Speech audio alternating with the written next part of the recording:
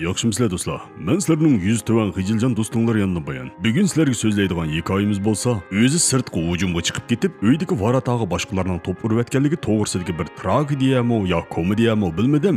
Aytavri ish qilib siydigan yeri yo'q bir kino. Kinorimiz oldingi asrning 60-yillarini orqa ko'rinish qilgan bo'lib, mana bu qoshburut o'ttir yosh chiroy kelgan formulari intayin yarashgan muavin kapitanning ismi Rustam edi. Mana bugun Rustam vazifasini oldin tamomlab, asldagi plandan 10 kun burun yurtiga qaytib keladigan bo'lib qoldi. Rustamning intayin chiroyli, yeshi kichik, xuddi g'unchidek ichilib turgan bir so'ygini bo'lib, uning ismi Shamsiya edi. Alohida eskartish. Bu ismni men o'zim qo'yib olmadim. Kinodagi ismi Dal Shamsiya ekan. Okay, Rustam ayni vaqtda so'ygini bilan bir so'rinda tanishgan bo'lib, u bu qizni birni ko'rib oshiq bo'lib qoladi. Hamda mangu mush qiz bilan atdiganlik nashtini birga yegisi keladi. Rustam qarmoqi Groy Tonkay bo'lgani bilan amaliyotda intayin langman bir yigit edi. Yoz kunlari Shamsiyani ilib sayohatga chiqsa, qish kunlari xalqning mashinasining ustidagi qarg'a I love you deb siyib qo'yib, muhabbatini izhor qilardi. Bu muhabbatning purg'i sal eg'ir edi. Mana bugun uyga qaytadigan vaqtlar oz qoldi. Rustam uyga qaytib so'ygini bilan ko'rishgandan keyin har xil dongzola, har xil ko'rinishlarni ko'z oldiga akilib, baxtga cho'mib kulib ketdi. Rustam so'ygini eng omroq piyoz guldan ishkini ilib uyga qaytib keladi. Lekin so'ygini uyda yo'q edi. Tomdagi yeshil ranglardan hech nimani his qila olmagan bu sodda bola so'yginni do'stining uyiga ketgan o'xshaydi deb, uning go'yimisiga telefon qiladi. Yaxshimi? Men Rustam. Vay Rusi, yaxshimi? Shamsiya ayningizdami? Ayyan, nimdaydigansiz, Shamsiya kelmidi. Xalqlarning ismini qisqartib chaqirishga omroq bo'lgan bu davban o'may chiroy xotinning ismi Priti bo'lib, xalqlar uni akiltib Piti deb chaqiratdi. Bu Pitidan qoyil qilarlik javobga erisholmagan Rustam uy ichidan bir dasta gulni bayqaydi. Hamda uning ustida "Jinim, sizni saqlayman" vi degan xatni ko'rib qoladi. O'ziga qattiq tasalli tepish usta bu yigit, bu gulni cho'qim yaqinda so'ygunimni og'rib qoldi deb boshqalar sovg'a qilib akelgan chig'i debla sizni saqlayman degan yeri haqachon do'stlarning balduroq uni orsiga qaytib kelishi uchun yozilgan tilaklarmiki deb o'ylab qoladi. So'ygunning kiyim shkafidan u bir muncha xatchaklarni bayqaydi. Xatda mundaq yozilgan edi: "Chilla jonim qiqiqi xo'shnam uyg'onsun, lavlaridin tishlab olay cho'chib uyg'onsun. Har kunlari harroq ichib mas bo'lib boyay vi" deb yozilgan edi. Bu xatni ko'rgan Rustam qattiq g'azablanadi. Bu nemish bo'lib ketdi? Xalq naqsining teksini mushtaqmi xato yozgan bormi? Ina xato'u bu tekis. Men bilaman bu naqshini. To'satdim bu xatni yozgan odam bilan gul so'qilgan odamning o'xshashla besh ekanligini his qilib qoladi. Asli jiq o'qimagan bir bola ekan-da, ismini to'liq yozolmaydi ekan bu. Bu ishoratlarni Rustamning faqat tushunmayotganligini ko'rgan taqdir ochchig'ida bir parcha rasmni jaloqina qilib yerga tashlaydi. Rasmdagi bu odam boshqa odam emas, dal buning uzun yillik og'inisi hamda qo'shnisi Vikram edi. Buni ko'rib, Rustamning kallasi to'satdan villini qilib yo'rib ketadi. "Voy, bu rasmda nima tushgan bo'qiti? Ajab chiroyli tortibda. Voy, yo'q. Men nimalarni o'ylab ketdim?" Rustam mashinasini haydab Vikramning uyiga ushqandek yetib keladi. Hamda Vikramning balkon ustida bir qizvolni quchoqlab turganini ko'rib qoladi. "Voy, bu og'ina muhabbatlashyapti-da. Og'ina degan og'inajimi? Topqin muhabbatimi menikiga o'xshaydi-ku. Qara, kiygan kiyimlarning o'xshashligi. Qara, chochlarining o'xshashligi. Qara, o'xshashgan. Nimani qaraydi? Nimani?" O'zini papalab unimga erisholmagan Rustam oxiri portlab ketadi.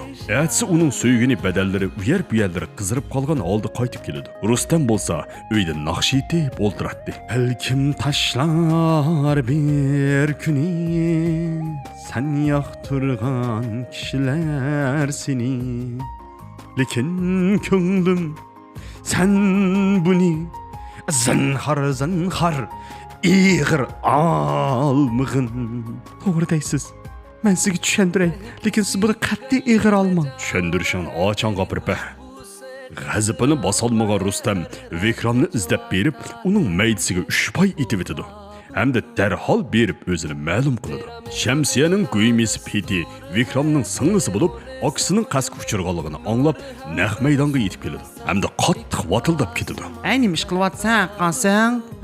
Kimsan haqni oyoq bilan gilamga chiqdi deng? Bu yerda yalang'och akishiga qarab o'ltag'icha tursam olmamda akamni o'tgan qotilni. Yaxshimisiz qinim? Men razvedchik Lobo. Bekor turmay tez berib tutmamsiz razvedchik Mogo. Yana bir qitim deb qo'yay. Mening ismim razvedchik Lobo. Sizga shuni deb qo'yay razvedchik Xogo. Mencho dahshat bir vanxon. Ma ishni hal qilib bermaydigan bo'lsangiz, nomingizni sesitib hamma yerga purtib yutaman. Xinim, vanxon bo'lsangiz o'zingizga qarang. Bular ichimni siqmay, ko'zimdan ufchang. Rustamning so'ygini, Rustamni ko'rgili borgan bo'lsa-mu, Rustam ko'rishni rad qiladi. Bu chaqda bu xabar gazitlarga besilib, butun shaharlarga tarab ketadi. Yin xabar. Kapitan Rustamning kayni puti uydan chiqib bo'lguncha, og'insining oldi puti uyga kirib bo'pti. Kapitan og'insiga bir payning o'rniga 3 payni qaytirib beribdi. Ya mana aka, tez uying qayta, xotining uyda yolg'iz qoldi aka bile. Peti bo'lsa, dangliq advokatdan birini chaqirib, Rustamni patirib etmoqchi bo'ladi. Rustamning so'g'usi og'insi Alichi bosh ministr Jiji apandimni izlab kelib, Rustamga yordam qilishni o'tindi. Hamda Rustamning pat yaqinda sotga chiqadiganligini, shunga turli vositalardan foydalanib, Bekramning asli qiyofatini oshkorlashning zarur ekanligini o'tindi. Yin xabar. Zamonimizdagi Shiminchi hujam deb nom olgan Vikram asli bir jonanka. Loji shaqma qo'liga suv quyib bermaydi ekan uni. Shuning bilan sot ichildigan kuni yetib keldi. Bu chaqda Rustamning boshlig'i o'zining huquqidan foydalanib, Rustamni qutqizib olmoqchi bo'ladi. Ammo Rustam buni chiroyliqcha rad qiladi. Shuning bilan bu ish uzrab ketadi. Lobo bo'lsa, bu ishga munosabatli odamlarni bir-birlab chaqirib so'raydi. Ammo hech qanday qoyil qilarlik bir natijaga erisha olmaydi. Hamda bevosita Rustam bilan paranglashmoqchi bo'ladi. Mangidanga, bu ishlar zodi qanday boshlangan? Og'ina.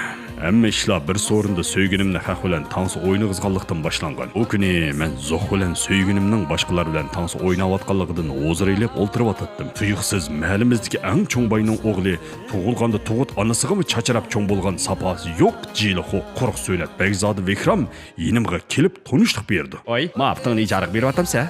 Yo'qay, u tunishak emas. Hansini menda yaxshi o'ynaydi. Men modda o'ynaydim. Fursat olsam bir qil o'ynay. Meni hayron qoldirgani shuki, Vikram Hindiston dengiz armiyasining maxfiyatligi intayin qiziqatdi. Men uning bu gaplariga ancha pisand qilib ketdim. Shuning bilan biz yaqin do'stlardanmi bo'lib qoldik. Munda da Rustam efendim. Hikoyangiz yomon ta'sirlikka, lekin menga toza demadi. Bu chaqda Hindiston dengiz armiyasining yuqori darajadagi mas'uli xuddi yon bichini mashga yiqib olgandek aloqsada bo'lib o'ltiranmay yotadi. Ular muhim bir hujjatning Rustam tarafidan oshkorlanib ketishidan andish qilib yotadi. Hamda hujjatni izlab tepish uchun Rustamning uyiga o'zining qo'l ostidagi beshig'i to'rpaypoq otadigan intayin shingan ishga bolani avatidi. Ular yovuzlarcha uyga besib kirib, Shamsiyaning qo'lidan tutib, uni safog'i besib mishadi. Jim o'lta deb qo'yib, uyning hamma yerini oqtirishga boshlaydi. Shamsiya bo'lsa, "Sizlar nimani izlayapsizlar? Men buyadi-ku" deb ulardan hayron qoladi. Ularning moshundaq chiroyli qizni bir chetga tashlab qo'yib, uyni vayron qilib atganiga men hayron bo'lib o'taman. Kampitning nots tanga, paypoqning nots vangva degandek, shinimanki bu ishga bodekning chiroyini Shamsiya cho'qim aniq ko'rmadi. Shamsiya bu ahvollarni Rustamga aytqili keladi. Rustamni ko'rgan Shamsiya o'zini to'xtatolmay yig'lab tashlaydi. Hamda metiti qo'lam ximiti tushundiray, men sizga yasab PPT deb hamma ishni tushuntirmoqchi bo'ladi. Mehribon Rustam o'zi suygan qizning zaxmiga uchirmaganligiga qarab, "Ming kechirimdan bir bog' a'logo" deb o'tgan ishlarga salavat deydi. Hamda bu yillik Ko'kdala Yeshil Yayloq munavvar er baholash musobaqasining chempioni bo'lib saylandi. Shamsiya bo'lsa, Rustam komandrovkaga chiqib ketgan vaqtida varataga to'pning qanday kirib ketganligi to'g'riliq tafsiliy tushuntirish berdi. Hujjatga erishalmagan Rustamning boshlig'i intayin g'azablanadi. Bu chaqda bu ishlardan foydalanib pul tep baqqan bosmaxonning xo'jayini Rustamni qo'llash uchun uningga foydali bo'lgan uchurlarni to'xtamay e'lon qiladi. Eliq bizning GSC Shokchik mosh fursatdimi xilollik saviyaga yetib qoladi. Razvedchik Lobo ahvol egallash uchun Rustam bilan paranglashqash bir qo'l shaxmat o'ynaydi. Şahmat so'rini boshlanmayla Rustam Xonish bilan shahni qo'g'daydigan eng muhim otning hujumga chiqarib etdi. Hamda Xonishning oldini o'chib qo'ydi. Xonishning oldini o'chib qolganligini ko'rgan Lobo ofitser bilan Xonishni yasab ketdi. Dal bu asnoda Rustam o'zining eti bilan Loboning shohini shahmat qilib etdi. O'ylamabdimi? Jondan kechib jononga yetganini anglagan, jonondan kechib jonga yetganini tunji ketim ko'rishim. Gardining oldini o'chib qo'ygan vaqtingda Mantiq seni intayin mas'uliyatsiz har o'xshaydi debdi menga. Hozir o'ylab baqsam, sen ma bakiligar naskensa. Futush birdan bir maqsad. Mayli qaysini qurbon qilayli. Çok muftish kerak. Dal bu chaqda Rustamning boshlig'i bo'lsa, Rustamning oyog'ini yolg'iz qoldi deb beshini siliq uskib ketdi. Men avo Vikramdek slab siypapga qildigan bola emas. Gapni uddulli davray. Mening maqsadim birla, hujjatni nega tiqib qo'ydingiz? Hujjatni menga bersangiz, sizga 1 million rupiya beraman. 1 millionni anglab Shamsiyaning maytunlari chupqog'ini tasla qoladi. Lekin tuyuqsiz yo'ldishining gapini esiga elib, uningga mundaq deydi. Meni o'qimagan chaqlayotamsiz? Tashqi perevoddan xabarim bor mening. Bergan 1 million rupiyingiz aran 13 ming Amerika dollariga teng bo'ladi ekan. Amerikada bir qitim kasal ko'rsatganga yetmaydi bu pulingiz. Yo'ldishim sizni 50 million rubli bersin deydi. Oy, boshqa ishlarda yo'ldishingizning gapini anglamagan bilan puliga kelganda ajab anglaysizki, ha? Tashqi perevodni yaxshi o'qibsizga bo'lmasa, lekin ishki perevodni toza kontrol qilolmay qapsiz, ha? Shamsiya bu bodakning gaplariga pisand qilmay ketib qoladi. Etsi Rustamning soti davomlashidi. Bu chaqda mahkamaning teshib bozorga o'ynab ketgan edi. Leyma. Dunyodagi eng sodiqlunga, xotindimi o'ta sodiqlunga mavi, Vikram o'lgandimi badandan ayrilmagan sodiqlunga mavi, Vikram tonqallungisi. Sot boshlandi. PT taklif qilgan qarlovchi advokat bir qancha saxta guvohchilarni o'rlashtirgan bo'lsa-mu, Rustam bir-birlab bularning yolg'on gaplarini pechit qildi. Amal qilolmagan qarlovchi advokat oxiri Rustamning so'yginini guvohlik berishga chaqirib, naq maydonda uni satlashtirmoqchi bo'ladi. Rustamning so'ygini bo'lsa, haqiqiy ahvolni ko'pchilikka aytadi. Amaliyotda Shamsiya o'zining nodonlikda sodir qilib qo'ygan xatoligini to'nib yetib, Vikramni izlab berib munosabatni uzishni talab qiladi. Lekin Vikram bo'lsa, Shamsiyani boshdan oxiri ahmoq qilayotganligini, bu ishlarni muhabbat uchun emas, balki Rustamni o'chirish uchun qilganligini aytadi. Hamda Shamsiyani haqoratlab qo'l tekkizadi.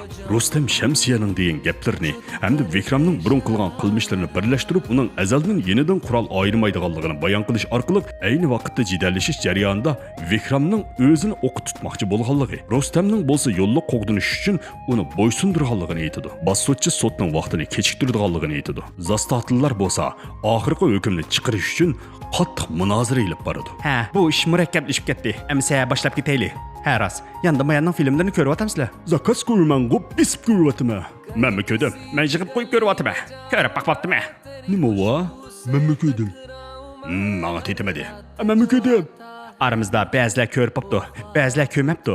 Bir odamni qo'llash ig'izil deb qo'yish emas, balki amaliy harakat bilan qo'llashdi. Shunga izil pintozlardan bo'layli. Sizlar na'dan ko'ryapsizlar? Men bekorlik chiqishini saqlab, do'yinni ko'ratman. Bu gapingiz xato. Do'yinda emas, qo'yishuvdim ba. Ya uni ajri yo'qmi bu narsada? Ha? Salonga kirib baqmading degina? Salon kirishni nima ochdi? Boldir ko'rsa, Men bir ig'izga qilay. Ko'mayli qo'yayli bo'ldi. 2-4 tal shipingda nima jarava, uningga kim qilishni bilmaydi. Ya qo'lingdan kelsa o'zing qilib baqmamsa? Oqsam qildim. Bir qo'y to'lab ko'rib, salongmi? Og'zinglarni yuminglar bo'ldi. Hozir shuni maslahatishga vaqtmi? Mahotun to'g'ri deydi. Eng yaxshisi biz Rustamning delosiga qaytib kelaylik. Zastatlılar jeli bo'lib bir-birining yerlarini siqishib, munozara ilib berib atqanda, razvedchik Lobo Rustamning yiniq kelib, haqiqiy ahvolni aytishni so'raydi. O'zining utib chiqishiga ishonchisi bor Rustam bo'lsa, ishlarning hammasini so'zlab turdi. Amaliyotda Rustam buyruqqa binoan Angliyadan setib olgan bir paraxotni tekshirib o'tkazib olgani borgan edi. Tekshirish jarayonida paraxotda ig'ir bo'lgan sifat masalasi borligini bayqab, bu ahvolni yuqori darajalik organga ma'lum qilmoqchi bo'ladi. Lekin bu ishning o'ttirdan foyda olmoqchi bo'lgan Vikram boshlig'idagi bir qism odam Rustamga pora berish orqali bu ishni besiqtirib etishni so'raydi. Rustam davlatning obro'yini qo'g'dab qilish uchun ularning taklifini rad qiladi hamda yuqoriga ma'lum qilmoqchi bo'lganligini aytadi. Natijada ular Rustamni ko'zdan yiroq qilish uchun uni yiroqqa vazifaga avat etadi hamda uning ojiz bo'lgan so'yginiga qo'l silish orqali paraxot tekshirish hujjatini qo'lga tushirmoqchi bo'ldi. Bu ishlarning tegtakini o'qib yetgan Rustam qilch ikkilanmasdan Vikramni ko'zdan yo'qotish orqali butun masalani oxirlashtirmoqchi bo'ladi hamda intoyin ustadlik bilan naq maydonni yasab, so'yginining o'chini elish bilan tang davlatining iqtisodiy ziyon kelib chiqishining oldini oladi. Razvedchik Lobo Rustamning bunchalik qoq ekanligini bilib, qoyil bo'lmay turolmaydi. Zastatlılar oxirida Rustamni o'zini yo'lga qo'g'dangan degan sabab bilan gunohsiz deb naq maydonda qo'yib berdi. Rustam bo'lsa, qaqt-soqt qilgan 50 millionni elib, so'ygini bilan birlikda mardonlarcha baxtli turmushga qayt qadam bosadi. Mana, har kishi degan Rustamdek qotadigan yerda qetib, yumshaydigan yerda yumshalaydigan bo'lib, bir qo'lida oilaning baxtini, bir qo'lida davlatning obro'yini har vaqt qo'g'dash kerakda. Shuning bilan bu kinoimiz tugadi. Bugungi bir savol bo'lsa, Rustamning maydisida qancha medal bor? Diqqat qildinglarmi?